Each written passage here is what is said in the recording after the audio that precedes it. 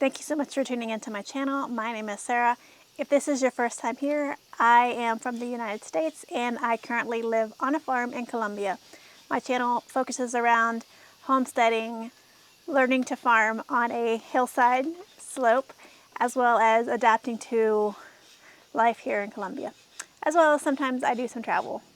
So thank you so much. Don't forget to subscribe. I currently live in Antioquia on about 1.5 acres of land. Most of my land is on a hillside. When I initially looked at the property, the first thing that brought me in was the beautiful views, the lush green tropics, basically. I just love how green it is here. I have a perfect year-round temperature around 70. It might dip to the 60s at night, so no frost, which means I have the opportunity to grow and create basically anything that I want to grow within reason, right? When I began to dig a little bit deeper, I noticed that the soil had other plans. This is what I'm talking about, my ground. Look at this. It's dry, there's no topsoil. I mean, I got a little cover trying and I just took off all this stuff, but years and years of previous farmers using synthetic fertilizers has taken its toll on the land. Whereas the previous owner did not use any synthetic fertilizers and did not use any type of pesticides, the land takes time to heal. Really, I noticed the problem when we did our first coffee harvest. The whole side of the hill, I noticed it during two problems. The whole side of the hill, the coffee trees that were on that side of the hill, the coffee was all bad. In the trees also, they were kind of dying. They didn't look super healthy in the whole one side of the property, which is the steepest side of the property. So putting two and two together, the water's running away, all the nutrients are going away.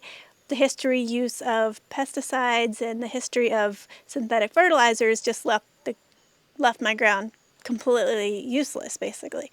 I mean, it's not useless, but it's not doing super great. And when you dig deeply, you can see the red clay. So it's a very acidic soil. But you can see how my soil is red. This is with compost, with lime, with cow lime, yeah. And slowly getting there.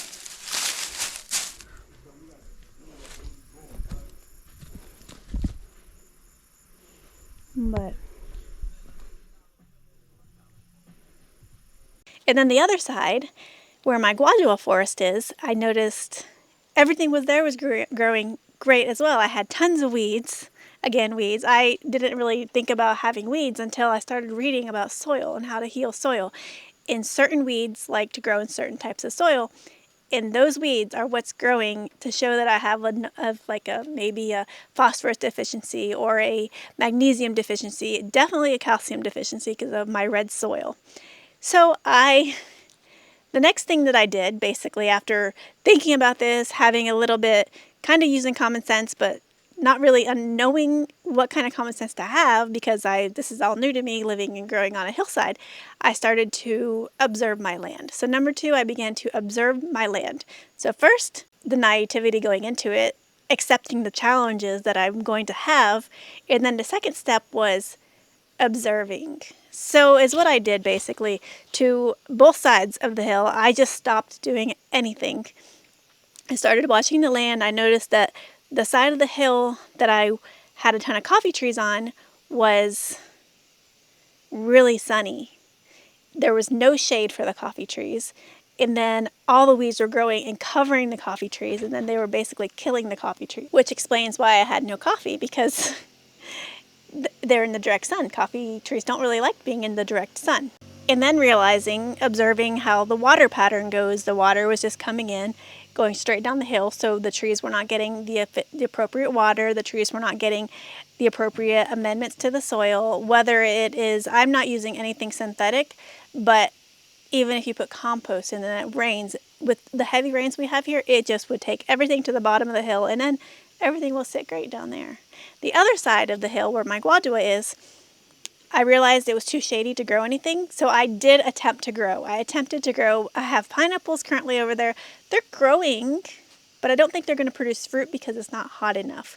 So we decided that part of the land is mostly shaded, It's going to be perfect to have chickens and animals because there are some sunny spots for the chickens and animals to go lay in the sun, but overall it's shaded with the guadua. So it stays pretty wet. It's not the best place to grow anything. So it has some banana trees. Bananas love water. They're doing great. I have some citrus trees a little bit higher up. They're doing okay, but I'm still waiting and seeing what happens. I did give them some compost and some mulch, and they are doing much better. They're producing fruit now, but it's been a learning curve. So I had to observe my land for quite some time to see what is going to grow well and where I can start planting things that I want to grow in my garden. As well as my neighbors see me out here, and I have a neighbor who makes suggestions, and I asked him questions, what grows well here, what grows with this, what do you suggest? So I talked to the neighbors, saw what they're growing, what are they using? Are they using synthetic? Are they using organic fertilizer? Most of the people here are using synthetic fertilizers, which I do not want to do because I can put synthetic fertilizer on here, and most of the farmers do for their coffee, and it will grow. But eventually the soil is going to become completely destroyed by the use of synthetic fertilizers, and it's going to be completely useless in that you can't grow anything on, well, for many years. And is what a lot of the locals here do, is then they'll cut the trees down. They'll sell their land, cut the trees, and they'll pasture it out to animals, to cows. And then you have a whole nother problem because the cows are going to come in, trample the land. They're not going to rotate them properly, and it's going to cause another problem for the land, and you're not going to be able to use it. And then it's going to take even longer to heal. Especially if someone comes along and is like, hey, I want to do organic farming. It's going to be much, much harder, even though you think cows poop. But it depends on what they feed the cow. If it's good, is going to be pesticides inside of it. Are they going to rotate them properly? Are they just going to trample it? Are they going to take them out? So there's lots of things to consider when you're thinking about what type of farm you want. I don't plan on getting any dairy cows. We're going to have goats, going to rotate them. Chickens, we're going to kind of let them be free range. Ducks, free range. So it's going to be a little bit another observation time, but at least I'm aware of where I'm going to put them and the observations to make at that point. The third thing, and I've sort of touched on it already, is what I'm doing to heal my land. So now that I've came in, naivety, assumed perfect. Second thing, I finally decided to observe my land. The third thing is, what have I decided to do? And I kind of talked about a few of these things already. The third thing that I'm going to do is, now I'm going to take steps to healing the land before I start planting certain things in it. So I've already taken a few of these steps. I realized that, I've been reading a lot about permaculture, and a lot of permaculturists say, dig swales to help the prevent water erosion. I live on a hillside, cannot dig a swale, no. So I am going to terrace my slopes, and by terracing the slopes, I'm cutting all of the weeds in the grass. I'm even cutting a bunch of the coffee trees.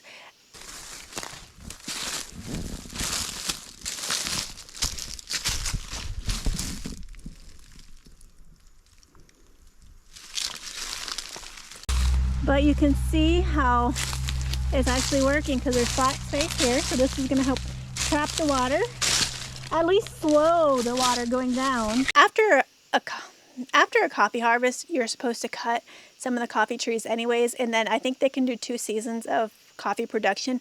If you don't cut the trees, they'll just grow and become big shrubs, basically, and stop producing. So here, it is common for them to cut after two harvests and then replant coffee. I'm going to cut the trees and keep the stumps to use as a terrace. Is what I've been doing, is cutting the trees, cutting the weeds, and then piling it up with bamboo to create a terrace and a little walkway. But that's not just creating a walkway, it's creating a way for the rains to slow down, to go steep, to come in fast, slow down the soak, slow down. Each little part of the hill is going to have its own slow place to slow down, which is going to cause the nutrients to stay where I want them. And then the biomass that I'm putting around the trees is going to hold in the nutrients, and it's going to create microorganisms, which is going to hopefully create some good bacteria to start to heal the soil at a deeper microorganic level. I'm also looking at planting certain grasses, like vetiver grass. It has really deep roots, holds in nutrients, holds the soil together, so the topsoil is not just gonna erode off every time it rains. So it'll hold it in with the biomass, as well as I'm going to plant trees, interweave trees on my flat terrace spaces, trees that are going to provide shade for some of the coffee that I do plan on keeping, trees that are going to optimize, for example, nitrogen. I'm going to plant another guama tree, which is a huge nitrogen fixer. It's an ice cream bean. I'm also looking for other nitrogen fixing trees so I can have plenty of nitrogen in my soil on the hillside, and then it'll drop leaves so I can use that as a natural cover for my soil and create mulch. The mulching the soil, as well as in the where I've been putting the biomass, I'm adding organic compost that I've been making, and then when I get animals, I'll be able to add some of the duck poop and the chicken poop and the goat poop, so that'll all start to create more organic material for my soil to start to heal, as well as it being a little bit shaded, because the soil doesn't need to be, you should never have bare soil. So with the mulching, a little bit of shade, a little bit of sun, enough sun I'll get through so I can plant some little garden beds as well. I want to plant garden beds mixed throughout the trees and kind of create a way to figure out how to do it all together. I got the vetiver grass today, and hopefully once I start finish cleaning up the side of the mountain, I can start putting in more legit beds. I've created a couple of them already here on the property. They're working great. I did notice that I need to create a little bit more bigger space for me to walk because I can't quite reach my plants, but it's all a learning process. Everything can be moved around, so I'm slowly learning how it works. But the 4 terrace beds that I've made, everything is growing great in them. So I think the process is working. It's just going to take a little bit of time. Number 4, nature's response. It's actually working. What I'm doing is working. It's taking time. It takes a lot of work to dig out a terrace bed. It takes a lot of work to cut down the side of the mountain, to cut all the weeds and get everything, all the junk out. But then I add compost, and I know a lot of people who practice organic gardening and permaculture don't believe in amendments to the soil, and I watch a lot of videos and they say it'll be fine without it, but I'm adding calcium. I have red soil, I have very acidic soil, and my local vivero, the nursery, said add calcium to your compost it in, and so that I'm doing that because I know that sometimes soil, you need to add things to it. I'll eventually get a soil test so I know if I need other organic components, if I need phosphorus, if I need magnesium. But it's a bit expensive, so I don't really have the funds to do it now. So I'm going to do it in maybe a year after I've done what I can do and see how the process is from then on out. And it's working. Before, someone said they couldn't grow squash here. I have squash growing. So I added some calcium. I started hand pollinating, and now I have squash. So yeah, the previous owner, I think he said he wasn't growing squash, or someone told me someone couldn't grow squash here, but I have picked at least 3 or 4 squash, and I have 2 or 3 little babies growing.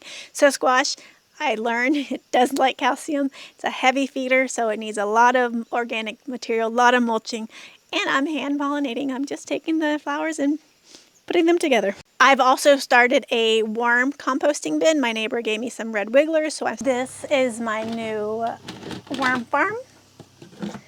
I got some red wigglers from my neighbor, she's not like my neighbor, she lives over there, but she's one of our friends. She also works with permaculture and natural farming, so she gave me these. So I put them in a bucket because my plan is I have a bathtub and I don't want the bathtub, but I'm going to take the bathtub out of the house eventually and put a worm farm into the bathtub because I saw that somebody did that on YouTube.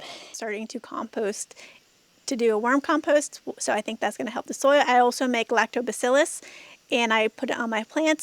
Lactobacillus juice, plant juice from Korean natural farming, and I make swamp water. I ferment tons of stuff here. I use so much fermented stuff, and I just go around and put it everywhere, and I make sure the soil is always covered. I make sure to always have mulch on everything. In closing, so number 5, basically what I'm planning on doing, I'm planning on creating terrace beds along the side of the hill over there, interwoven with nitrogen fixing, as well as trees that are going to create a natural canopy, natural shade, compost, vetiver grass, and go from there, see if that works, because, and then the other side is going to be reserved for animals, because I realize that I can't grow things where animals are anyways, plus it's too shady, and then the other spot over there should be perfect to have lots of pineapple and things that love the hot weather, because we are facing south, so I get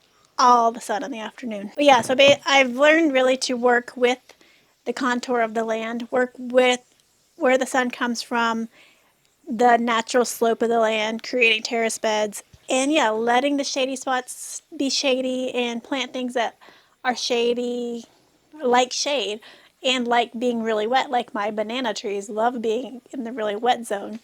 As well as putting the animals over there. It's a good space for the animals. We've cleared a little spot out, made a little house.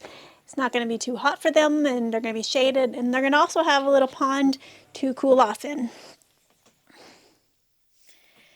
So yeah, the 10 months of being here, I have tried to plant things where it shouldn't be planted, and it has been testing my patience. So I've learned how to have a lot of patience with nature, because that's what nature teaches you anyways, to have patience and it is resilient, especially when you want to heal the soil.